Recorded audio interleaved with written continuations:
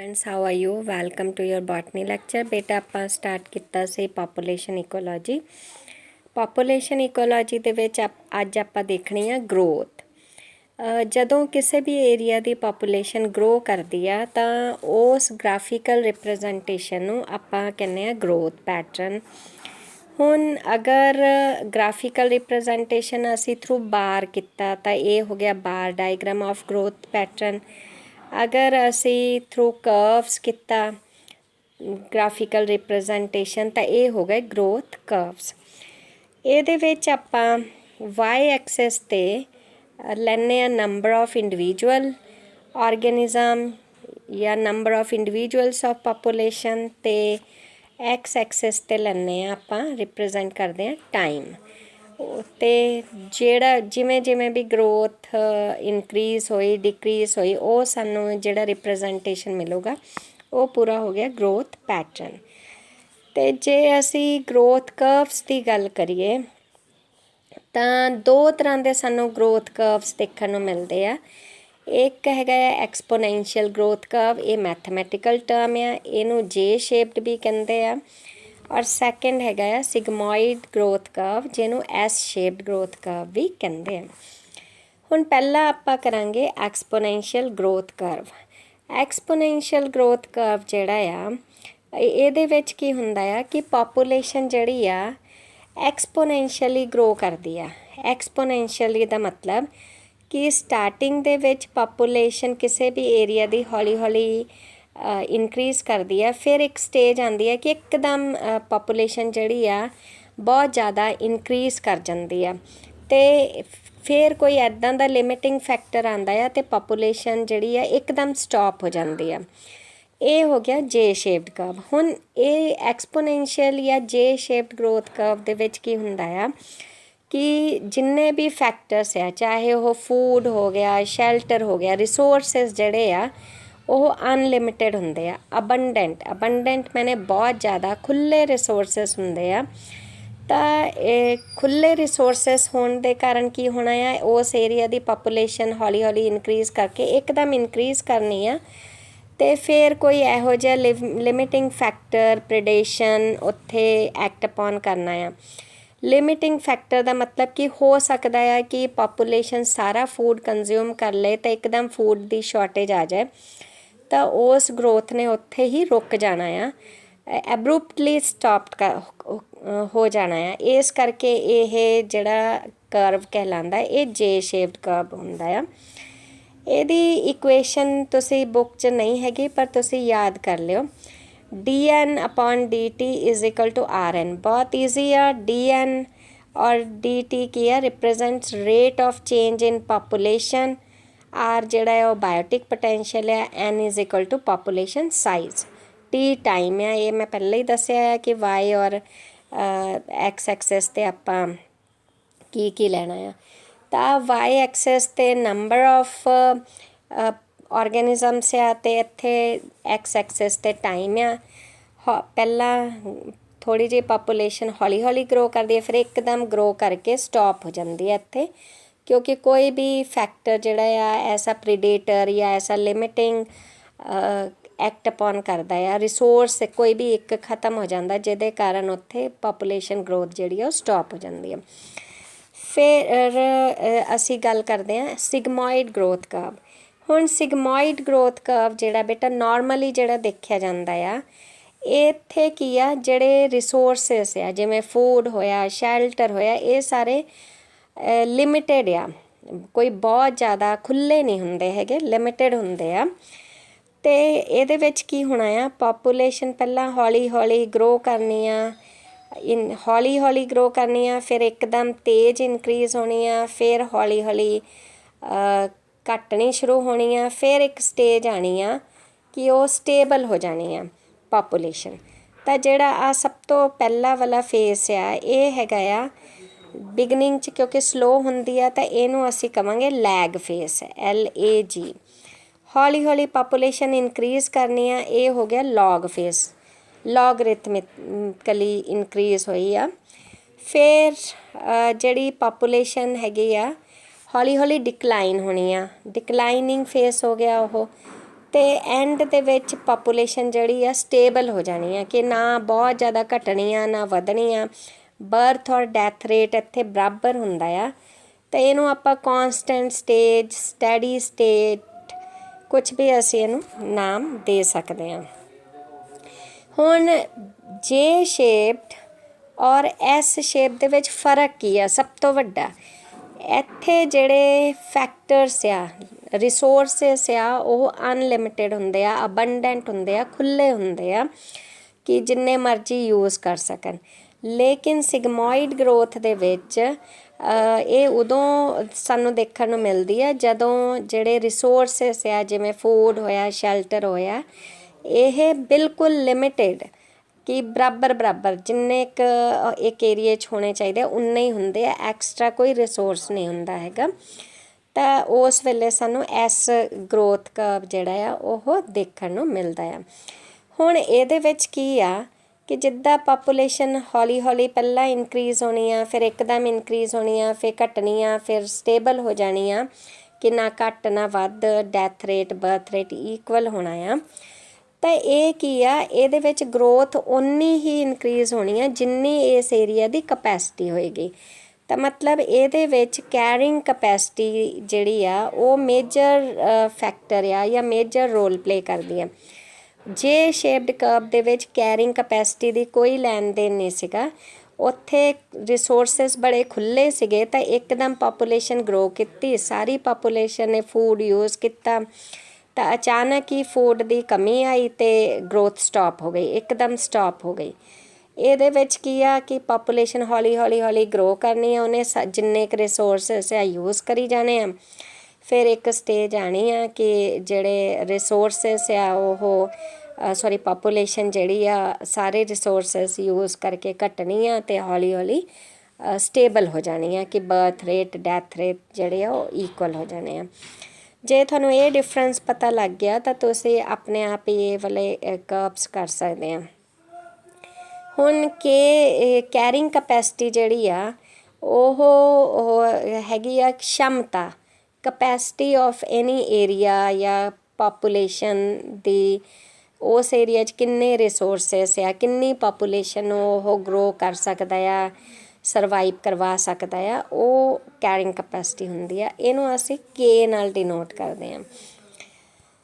ਅਤੇ ਆਹ ਦੇਖੋ ਗਰੋਥ ਕਰਵ ਦੇ ਐਸ ਸ਼ੇਪਡ ਗਰੋਥ ਕਰਵ ਦੇ ਵਿੱਚ ਪਹਿਲਾਂ ਹੌਲੀ ਇਨਕਰੀਜ਼ ਹੋਈ ਪਾਪੂਲੇਸ਼ਨ ਬਿਗਨਿੰਗ 'ਚ, ਇਹ ਲੈਗ ਫੇਸ ਹੋ ਗਿਆ, ਫਿਰ ਇੱਕਦਮ ਇਨਕਰੀਜ਼ ਹੋਈ ਲੌਗ ਫੇਸ, ਫਿਰ ਹੌਲੀ ਥੋੜ੍ਹੀ ਘਟੀ ਡਿਕਲਾਈਨਿੰਗ ਫੇਸ, ਅਤੇ ਐਂਡ 'ਚ ਸਟੈਡੀ ਫੇਸ ਹੋ ਗਿਆ। ਅਤੇ ਇੱਥੇ ਕੈਰਿੰਗ ਕਪੈਸਿਟੀ ਦਾ ਮੇਜਰ ਇੱਕ ਰੋਲ ਹੁੰਦਾ ਆ।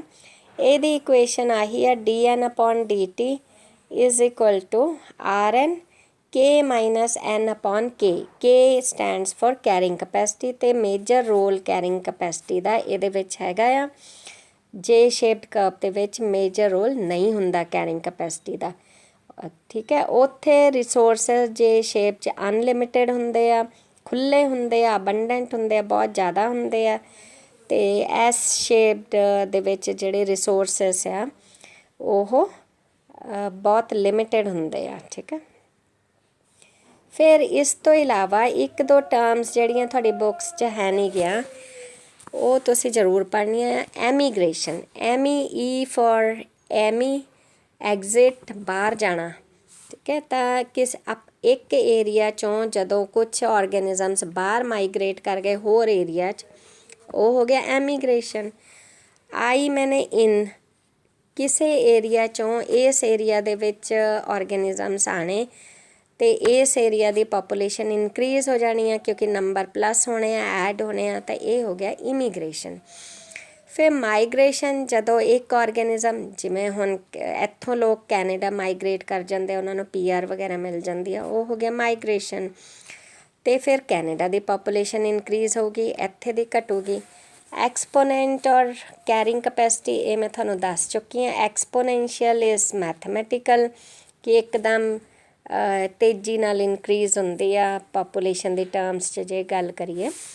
ਤਾਂ ਕੈਰਿੰਗ ਕਪੈਸਿਟੀ ਕਿਸੇ ਵੀ ਏਰੀਆ ਦੀ ਕਿੰਨੀ ਪਾਪੂਲੇਸ਼ਨ ਨੂੰ ਉਹ ਬਰਦਾਸ਼ਤ ਕਰ ਸਕਦੀ ਹੈ, ਆਪਣੇ ਵਿੱਚ ਸਮੇਟ ਕੇ ਰੱਖ ਸਕਦੀ ਹੈ, that is the carrying capacity of that area. फिर असी जे गल करिए पॉपूलेशन एट्रीब्यूट्स मतलब होर किहड़े एट्रीब्यूट्स मतलब किहड़े फैक्टर्स होर पॉपूलेशन नू अफैक्ट करते आ या पॉपूलेशन होर किहड़े फैक्टर्स ते डिपेंडेंट हुंदी है। तो बेटा एक एज का भी बहुत वड्डा रोल हुंदा आ। हुण तुहानूं पता है कि एज ग्रुप्स अलग अलग हुंदे, जिवें यंग हो गया, फिर मिडिल हो गई, फिर ओल्ड एज हो गई, अडल्ट्स हो गए, है ना।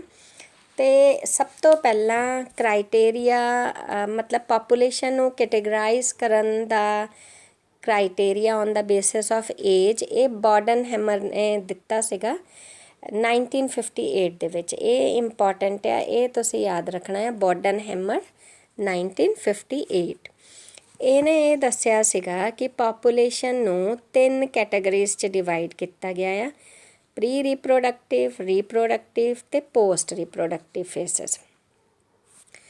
ਹੁਣ ਜਿਹੜੀ ਪ੍ਰੀ ਰੀਪਰੋਡਕਟਿਵ ਆ, ਗਰੋਇੰਗ ਪਾਪੂਲੇਸ਼ਨ ਜਿਹੜੀ ਐਕਸਪੈਂਡ ਮਤਲਬ ਬਹੁਤ ਜ਼ਿਆਦਾ ਇਨਕਰੀਜ਼ ਕਰਦੀ ਹੈ। ਇੱਥੇ ਦੇਖੋ expand when it contains large population of young individuals। ਹੁਣ ਜਿਹੜਾ ਪ੍ਰੀ ਰੀਪਰੋਡਕਟਿਵ ਹੈ ਮਤਲਬ ਯੰਗ ਇੰਡੀਵਿਜੂਅਲਸ ਹੈ ਇਹਦੇ ਵਿੱਚ, ਤਾਂ ਇਸ ਵੇਲੇ ਪਾਪੂਲੇਸ਼ਨ ਜਿਹੜੀ ਹੈ ਬਹੁਤ ਜ਼ਿਆਦਾ ਹੋਣੀ ਆ। ਐਕਸਪੈਂਡਿੰਗ ਮਤਲਬ ਇਨਕਰੀਜ਼ ਹੋਣੀ ਆ, ਜਾਂ ਕਹਿ ਲਓ ਨੰਬਰ ਜ਼ਿਆਦਾ ਹੋਣੇ ਆ ਪਾਪੂਲੇਸ਼ਨ ਦੇ। ਫਿਰ ਜਿਹੜੀ ਸੈਕਿੰਡ ਹੈਗੀ ਆ ਉਹ ਸਟੇਬਲ ਪਾਪੂਲੇਸ਼ਨ ਕਦੋਂ ਦਿਖਦੀ ਆ, ਜਦੋਂ ਰੀਪਰੋਡਕਟਿਵ ਤੇ ਨॉन ਰੀਪਰੋਡਕਟਿਵ ਇੰਡੀਵਿਜੂਅਲਸ ਆਰ ਇਕੁਅਲ, ਕਿ ਜਿੰਨੇ ਕੁ ਰੀਪਰੋਡਕਸ਼ਨ ਕਰਨ ਵਾਲੇ ਆ ਉਨੇ ਕੁ ਨॉन ਰੀਪਰੋਡਕਸ਼ਨ ਕਰਨ ਵਾਲੇ ਆਰਗੈਨਿਜ਼ਮਸ ਆ ਉਹ ਬਰਾਬਰ ਹੁੰਦੇ ਆ। ਤਾਂ ਉਸ ਵੇਲੇ ਸਟੇਬਲ ਸਾਨੂੰ ਪਾਪੂਲੇਸ਼ਨ ਦਿਖਦੀ ਆ, ਕੋਈ ਬਹੁਤ ਜ਼ਿਆਦਾ ਇਨਕਰੀਜ਼ ਡਿਕਰੀਜ਼ ਨਹੀਂ ਹੁੰਦਾ ਪਾਪੂਲੇਸ਼ਨ ਦੇ ਵਿੱਚ। ਤੇ ਫਿਰ ਹੈਗੇ ਆ ਥਰਡ ਇਜ਼ ਡਿਕਲਾਈਨਿੰਗ ਫੇਸ। ਤਾਂ ਇਹ ਡਿਕਲਾਈਨਿੰਗ ਡਿਮਿਨਿਸ਼ਿੰਗ ਵੀ ਤੁਸੀਂ ਲਿਖ ਸਕਦੇ ਆ। ਇਹ ਅੱਧਾ ਹੀ ਗ੍ਰਾਫ, ਕੋਈ ਗੱਲ ਨਹੀਂ ਤੁਸੀਂ ਪੂਰਾ ਬਣਾ ਲਿਓ। ਇਹਦੇ ਵਿੱਚ ਥੱਲੇ ਘੱਟ, ਸੈਂਟਰ 'ਚ ਜ਼ਿਆਦਾ, ਉੱਪਰ ਘੱਟ, ਇਸ ਤਰ੍ਹਾਂ ਦਾ ਬਣਨਾ ਇਹ। ਡਿਮਿਨਿਸ਼ਿੰਗ ਕਦੋਂ ਹੋਣੀ ਆ, ਜਦੋਂ ਰੀਪਰੋਡਕਟਿਵ ਇੰਡੀਵਿਜੂਅਲਸ ਘੱਟ ਹੁੰਦੇ ਆ ਅਤੇ ਓਲਡ ਇੰਡੀਵਿਜੂਅਲਸ ਜ਼ਿਆਦਾ ਹੁੰਦੇ ਆ। ਉਸ ਵੇਲੇ ਪਾਪੂਲੇਸ਼ਨ ਜਿਹੜੀ ਗਰੋਥ ਆ ਉਹ ਘੱਟ ਦੇਖਣ ਨੂੰ ਮਿਲਦੀ ਆ, ਬਹੁਤ ਜ਼ਿਆਦਾ ਕੋਈ ਗਰੋਥ ਨਹੀਂ ਹੁੰਦੀ, ਘੱਟਦੀ ਆ, ਡਿਕਰੀਜ਼ ਹੁੰਦੀ ਆ ਪਾਪੂਲੇਸ਼ਨ ਇਸ ਵੇਲੇ। ਫਿਰ ਬੇਟਾ ਅਸੀਂ ਗੱਲ ਕਰਦੇ ਹਾਂ ਪਾਪੂਲੇਸ਼ਨ ਫਲਕਚੁਏਸ਼ਨਸ ਦੀ। ਹੁਣ ਫਲਕਚੁਏਸ਼ਨ ਜਿਵੇਂ ਬਿਜਲੀ ਜਾਂਦੀ ਆ ਆਉਂਦੀ ਆ, ਫਲਕਚੁਏਟ ਕਰਦੀ ਆ, ਉਹਦੇ ਨਾਲ ਆਪਾਂ ਨੂੰ ਹੋਰ ਵੀ ਬਹੁਤ ਸਾਰੇ ਇਫੈਕਟ ਪੈਂਦੇ ਆ। ਤਾਂ ਇਸੇ ਤਰ੍ਹਾਂ ਸਾਈਜ਼ ਔਰ ਡੈਂਸਿਟੀ ਆਫ ਪਾਪੂਲੇਸ਼ਨ ਜਿਹੜੀ ਉਹ ਵੇਰੀਏਸ਼ਨ ਸ਼ੋ ਕਰਦੇ ਆ over a period of time. ਤਾਂ ਇਹਨਾਂ ਚੇਂਜਸ ਨੂੰ, ਵੇਰੀਏਸ਼ਨਸ ਨੂੰ ਕਹਿੰਦੇ ਆ ਪਾਪੂਲੇਸ਼ਨ ਫਲਕਚੁਏਸ਼ਨ। ਕਿ ਦੇਖਿਆ ਹੋਣਾ ਹੈ ਕਿ ਕਿਸੇ ਮੰਥ ਬਹੁਤ ਜ਼ਿਆਦਾ ਇੰਡੀਵਿਜੂਅਲਸ ਨੇ ਬਰਥ ਲੈ ਲਿਆ, ਡੈਥ ਵੀ ਹੋ ਗਈਆਂ, ਅਤੇ ਕਿਸੇ ਮੰਥ 'ਚ 2-4 ਨੇ ਲਿਆ, ਇੱਕ ਅੱਧੀ ਡੈਥ ਹੋਈ। ਇਹ ਹੁਣ ਜਿਵੇਂ ਕਰੋਨਾ ਦਾ ਗ੍ਰਾਫ ਰੋਜ਼ ਤੁਹਾਨੂੰ ਦੱਸਦੇ ਅੱਜ ਘੱਟ ਗਿਆ, ਅੱਜ ਵੱਧ ਗਿਆ, ਅੱਜ ਘੱਟ ਗਿਆ, ਵੱਧ ਗਿਆ, ਇਸ ਤਰ੍ਹਾਂ। ਤਾਂ ਇਹ ਜਿਹੜੀ 3 ਤਰ੍ਹਾਂ ਦੀ ਵੇਰੀਏਸ਼ਨਸ ਦੇਖੀਆਂ ਗਈਆਂ ਆ। ਨॉन ਫਲਕਚੁਏਟਿੰਗ, ਜਦੋਂ ਪਾਪੂਲੇਸ਼ਨ ਕੋਈ ਰਿਮਾਰਕੇਬਲ ਚੇਂਜ ਨਹੀਂ ਦਿਖਦਾ ਹੈਗਾ ਪਾਪੂਲੇਸ਼ਨ ਦੇ ਵਿੱਚ ਸਾਲਾਂ ਬੱਧੀ, ਉਹ ਹੋ ਗਈ ਨॉन ਫਲਕਚੁਏਟਿੰਗ। ਸਿਰਫ ਐਨੂਅਲ ਚੇਂਜਸ ਹੁੰਦੀਆਂ ਆ due to addition at the time of maximum reproduction, ਜਦੋਂ ਹੋ ਗਈ ਉਦੋਂ ਹੀ ਚੇਂਜ ਦਿਖਣਾ ਆ ਕਿ ਪਾਪੂਲੇਸ਼ਨ ਵਧੀ ਜਾਂ ਘਟੀ ਜਾਂ ਡੈਥ ਹੋਈ, ਅਦਰਵਾਈਜ਼ ਨਹੀਂ ਕੋਈ ਰਿਮਾਰਕੇਬਲ ਚੇਂਜ ਦਿਖਦਾ। ਫਿਰ ਹੈਗਾ ਸੈਕਿੰਡ ਸਾਈਕਲਿਕ ਦੇ ਵਿੱਚ ਕੀ ਹੁੰਦਾ, ਪਾਪੂਲੇਸ਼ਨ ਜਿਹੜੀ ਆ ਉਹ regular up and down show ਕਰੂਗੀ ਥਰੂ ਆਊਟ ਈਅਰਸ। ਕਿਉਂ? Due to seasonal changes in environment ਅਤੇ ਪਾਪੂਲੇਸ਼ਨ ਡਾਇਨਾਮਿਕਸ। ਹੁਣ ਸੀਜ਼ਨ ਦਾ ਵੀ ਪਾਪੂਲੇਸ਼ਨ 'ਤੇ ਬਹੁਤ ਇਫੈਕਟ ਪੈਂਦਾ। ਤੁਸੀਂ ਦੇਖਿਆ ਹੋਣਾ ਗਰਮੀਆਂ 'ਚ ਹੀਟ ਸਟ੍ਰੋਕ, ਸਨ ਸਟ੍ਰੋਕ ਨਾਲ ਡੈਥ ਹੋ ਜਾਂਦੀ ਆ, ਅਤੇ ਠੰਡ 'ਚ ਵੀ ਖੂਨ ਜੰਮ ਜਾਂਦਾ ਤਾਂ ਡੈਥਸ ਹੋ ਜਾਂਦੀਆਂ ਆ। ਤਾਂ ਪਾਪੂਲੇਸ਼ਨ ਘੱਟ ਵੀ ਸਕਦੀ ਆ, ਵੱਧ ਵੀ ਸਕਦੀ ਹੈ। ਅਤੇ ਥਰਡ ਇਜ਼ ਇਰੁਪਟਿਵ ਮਤਲਬ rice and fall in size of population. ਕੋਈ ਰੈਗੂਲਰ ਇੰਟਰਵਲ 'ਤੇ ਨਹੀਂ ਹੁੰਦਾ ਕਿ ਮੰਨ ਲਓ 1 ਮਹੀਨੇ ਬਾਅਦ ਹੋਇਆ, 2 ਮਹੀਨੇ ਬਾਅਦ, ਨਹੀਂ। ਉਹ ਕਿਸੇ ਮੰਥ ਬਹੁਤ ਜ਼ਿਆਦਾ ਹੋ ਗਿਆ, ਕਿਸੇ ਮੰਥ ਘੱਟ ਗਿਆ। ਤਾਂ ਇਹ ਜਿਹੜੀ ਸੀਗੀ ਪਾਪੂਲੇਸ਼ਨ ਫਲਕਚੁਏਸ਼ਨ। ਫਿਰ ਬੇਟਾ ਅਸੀਂ ਗੱਲ ਕਰੀਏ ਪਾਪੂਲੇਸ਼ਨ, ਫਿਰ ਸਟਰਕਚਰ ਦੀ ਗੱਲ ਕਰਦੇ ਹਾਂ ਅਸੀਂ। ਪੋਪੂਲੇਸ਼ਨ ਸਟਰਕਚਰ ਦੇ ਵਿੱਚ ਹੁਣ ਆਂਦਾ ਆ ਤੁਹਾਡਾ ਪੋਪੂਲੇਸ਼ਨ ਡਿਸਪਰਸ਼ਨ ਦਾ ਮਤਲਬ ਕੀ ਹੁੰਦਾ ਆ? Distribution of population. ਡਿਸਟ੍ਰੀਬਿਊਸ਼ਨ ਇਹ ਤਿੰਨ ਤਰ੍ਹਾਂ ਦੀ ਹੁੰਦੀ ਹੈ, ਯੂਨੀਫਾਰਮ, ਰੈਂਡਮ ਤੇ ਕਲੰਪਡ। ਵੈਸੇ ਤਾਂ ਨਾਮ ਤੋਂ ਹੀ ਕਲੀਅਰ ਆ। ਯੂਨੀਫਾਰਮ ਮਤਲਬ ਆ ਦੇਖੋ ਸਾਰੀ ਜਗ੍ਹਾ ਯੂਨੀਫਾਰਮਲੀ ਡਿਸਟ੍ਰੀਬਿਊਟਡ ਹੋਵੇ ਪੋਪੂਲੇਸ਼ਨ ਜਾਂ ਆਰਗੈਨਿਜ਼ਮਸ, ਇਹਨੂੰ ਅਸੀਂ ਕਹਿੰਦੇ ਆ ਯੂਨੀਫਾਰਮ ਡਿਸਟ੍ਰੀਬਿਊਸ਼ਨ। ਈਵਨਲੀ ਸਪੇਸਡ ਜਾਂ ਈਵਨਲੀ ਡਿਸਟ੍ਰੀਬਿਊਟਡ। ਠੀਕ ਹੈ, ਇੱਕ ਅੱਧੀ ਕੋਈ ਐਗਜ਼ਾਮਪਲ ਯਾਦ ਕਰ ਲਿਓ। ਰੈਂਡਮ ਆ ਦੇਖੋ, ਹੁਣ ਰੈਂਡਮ ਮਤਲਬ ਡਾਇਗਰਾਮ ਤੋਂ ਹੀ ਕਲੀਅਰ ਹੁੰਦਾ ਕਿ ਕਿਤੇ ਕਿਤੇ ਤੁਹਾਨੂੰ ਮਿਲੂਗੀ। ਮੰਨ ਲਓ ਇੱਥੇ ਮਿਲ ਗਏ, ਫਿਰ ਇੱਥੇ 10 ਕੁ ਦਰਖਤ ਮਿਲ ਗਏ, ਫਿਰ ਇੱਥੇ ਰੈਂਡਮਲੀ ਡਿਸਟ੍ਰੀਬਿਊਟਡ। ਇਹ ਹੋ ਗਿਆ ਰੈਂਡਮ ਕਿ spacing based on total unpredictability, least common pattern of distribution, ਤੁਹਾਨੂੰ ਕਾਮਨ ਨਹੀਂ ਦਿਖੂਗਾ। ਦੈਨ ਇਜ਼ ਕਲੰਪਡ ਮਤਲਬ ਪੈਚਿਸ ਕਿ 10 ਕੁ ਇੱਥੇ ਆ, ਫਿਰ 8-10 ਇੱਥੇ ਕੋਨੇ ਆ। ਪੈਟਰਨ ਵੈਨ ਇੰਡੀਵਿਜੂਅਲਸ ਆਰ ਐਗਰੀਗੇਟਡ ਇਨ ਪੈਚਿਸ। ਕਲੰਪਡ ਔਰ ਉੱਪਰ ਰੈਂਡਮ 'ਚ ਫ਼ਰਕ ਆ। ਰੈਂਡਮ ਮਤਲਬ ਕਿਤੇ ਕਿਤੇ, ਠੀਕ ਹੈ, ਅਤੇ ਪੈਚਿਸ ਜਿਹੜੇ ਆ 10 ਕੁ ਇੱਥੇ ਮਿਲ ਗਏ, ਫਿਰ 10 ਕੁ ਤੁਹਾਨੂੰ ਇੱਥੇ ਮਿਲ ਗਏ, ਇਹ ਹੋ ਗਿਆ ਕਲੰਪਡ ਡਿਸਟ੍ਰੀਬਿਊਸ਼ਨ। ਇਸ ਤੋਂ ਬਾਅਦ 'ਚ ਆਉਂਦਾ ਜਿਹੜਾ ਇੰਪੋਰਟੈਂਟ ਟੋਪਿਕ ਹੈਗਾ ਉਹ ਹੈਗਾ ਇੰਟਰੈਕਸ਼ਨ ਅਮੰਗ ਪਾਪੂਲੇਸ਼ਨ।